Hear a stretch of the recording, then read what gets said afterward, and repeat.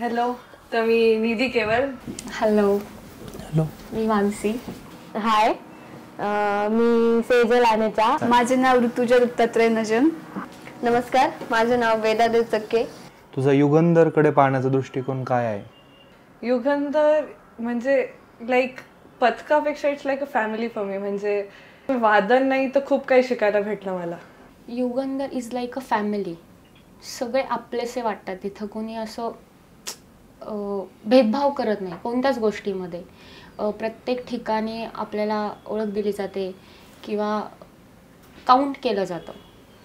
युगंधर ही आपली माणसं आहेत, आपली लोक आहेत आणि सगळं आपलं आपलंच आहे. माझा दृष्टिकोन असा आहे, एक फॅमिली. मला तिथं आलं की खूप बरं वाटतं. म्हणजे असं वाटतं की सगळं टेन्शन वगैरे सगळं विसरून मी तिथे येते. काहीही असलं तरी, किती दुखत असलं तरी तिथं आलं की मला काहीच होत नाही. तिथं आलं की मला खूप बरं वाटतं. तू युगंधर वाद्य पथकाचा प्रवास का निवडलास? आपलं पण आहे युगंधरमध्ये. युगंधरमध्ये मी बोलली जसं लाईक कुटुंबासारखं सगळ्यांना सोबत घेऊन जाणं आहे. कारण की लास्ट इयर मी एक मिरवणूक बघितली होती जी की नवरात्रीचीच होती, बालिकाश्रम रोडलाच होती. आणि मला खूप वर्षांपासून ढोल पथक जॉईन करायचं होतं, बट काही कारणास्तव किंवा बाकीच्या काही प्रॉब्लेम्समुळे मला ते जॉईन करता येत नव्हतं. बट मी लास्ट इयर ठरवलं की मला ह्या वेळेस करायचंच आहे. आणि मी दररोज बोलायचे की मला ॲडमिशनसाठी जायचं, पण ते पॉसिबल होत नव्हतं. पण माझा एक मित्र म्हणजे जो की पिके, त्याच्यामुळं मी आले आणि सगळे आपले झालेत आणि हे शेवटपर्यंत आपलेच राहावे. मला खूप वर्षांपासून इच्छा होती ढोल पथक मध्ये यायची. मी श्रेयाला खूप वर्षांपासून पण पाहायचंय. म्हणजे तुमच्या मिरवणुका वगैरे सगळं पाहिलेलं. तेव्हाच मी श्रेयाला म्हणजे प्रत्येक मिरवणुकीनंतर ती भेटली की श्रेया मला पुढच्या वर्षी नक्की घ्यायचा. श्रेया हो घे तू, मी आहे, म्हणजे होईल सगळं कव्हर.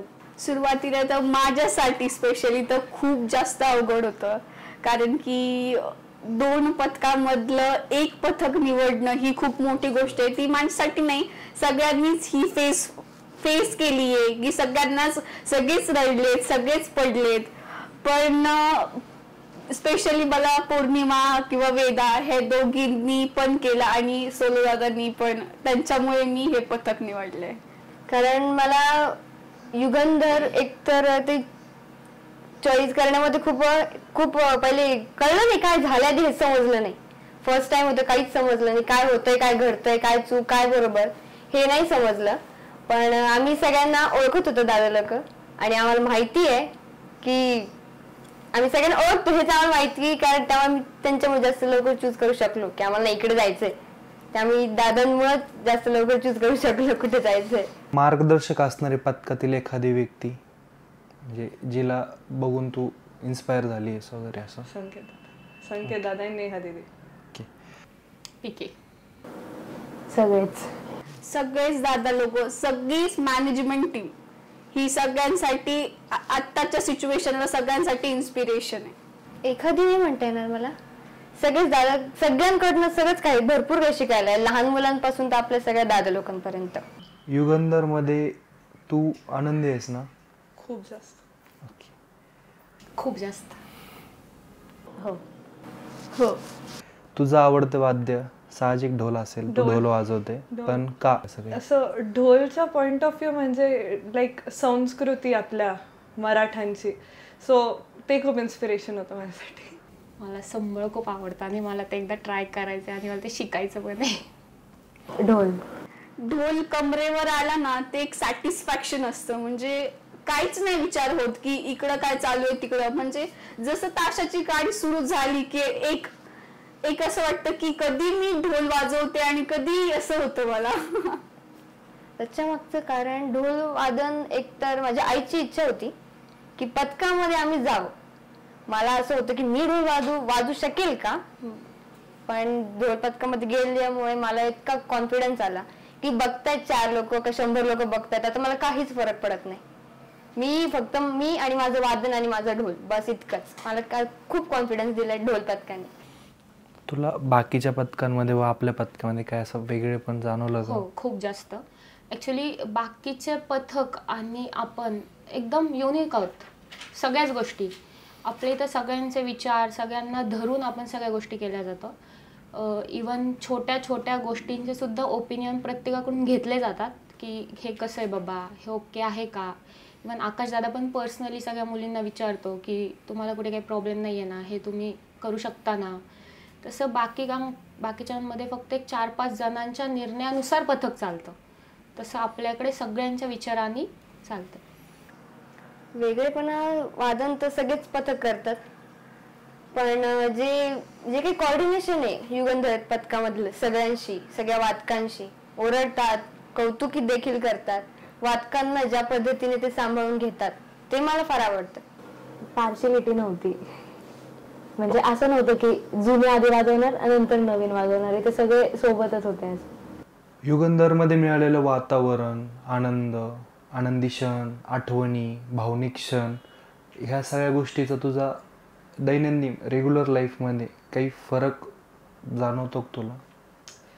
आधी म्हणजे जे काही पथकात आले की म्हणजे जो आपल्याला जो वातावरण चेंज होतो ते चिडचिड खूप कमी झाली इनफॅक्ट माझी. म्हणजे इवन मी माझं घरचं मॅनेज करून माझं ऑफिसचं मॅनेज करून मी हे मॅनेज करते कारण की मला ती एक ओढ लागलेली असते की आपल्याला जायचंच आहे काही पण करून. तिकडे बॉसची भांडणं होऊ नाही तर काही पण करायची वेळ येऊ, पण जायचंच आहे.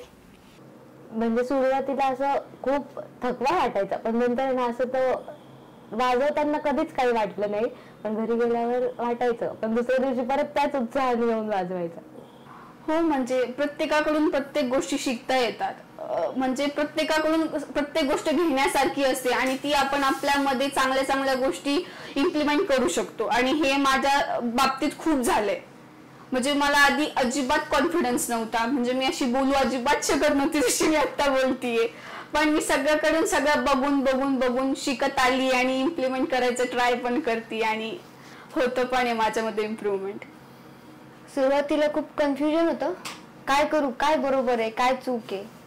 पण आता असं वाटतं जे काही केलंय ना ते बेस्ट केलंय आणि त्यात मी खूप खुश आहे. युगंधरचा प्रवास हा चढ उताराचा राहिलेला आहे.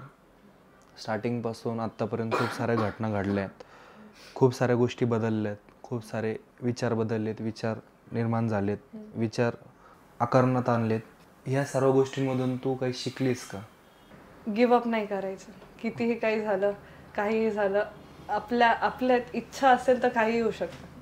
जसं 2 दिवसात युगंधरचं उभं राहू शकतं, अख्खं एक पथक उभं राहू शकतं, तर काही होऊ शकतं.